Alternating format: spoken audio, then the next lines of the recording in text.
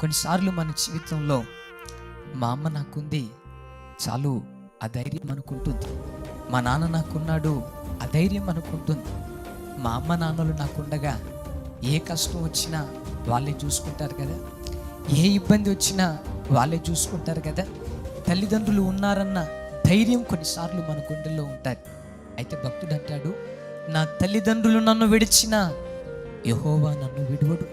ఒకవేళ నీ జీవితంలో నీ తల్లే నిన్ను విడిచిపెట్టిందేమో, ఒకవేళ నీ జీవితంలో నీ తండ్రే నిన్ను విడిచిపెట్టాడేమో.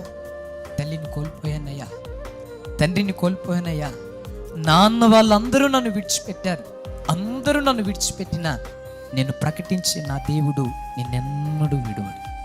తల్లిదండ్రులు మనల్ని విడిచిపెట్టవచ్చు, దేవుడు ఎప్పుడు మనల్ని విడువడు. బంధువులు మనల్ని విడిచిపెట్టవచ్చు, దేవుడు ఎప్పుడు విడిచిపెట్టడు. ఈ దేవుడు ఎంత మంచి దేవుడో ఒక మాటలో చెప్పాలంటే, గాఢాంధకారపు చీకటిలో మనం సంచరిస్తున్నా మనతో కూడా వస్తాడు. జలములలో బడి మనం వెళతా ఉన్నా మనతో కూడా వస్తాడు. అగ్నిలో బడి మనం వెళతా ఉన్నా ఆయన మనతో కూడా వస్తాడు. అందుకని ఈ ఫిబ్రవరి మాసం యేసయ్యను ఒక మాట అడుగుదాం, దేవా మాతో రావా. ఈ ఫిబ్రవరి మాసం అంతా దేవుడు మనతో వచ్చును గాక. వెళ్ళిన ప్రతి చోటెల్లా దేవుడు తన సన్నిధిని అనుగ్రహించును గాక.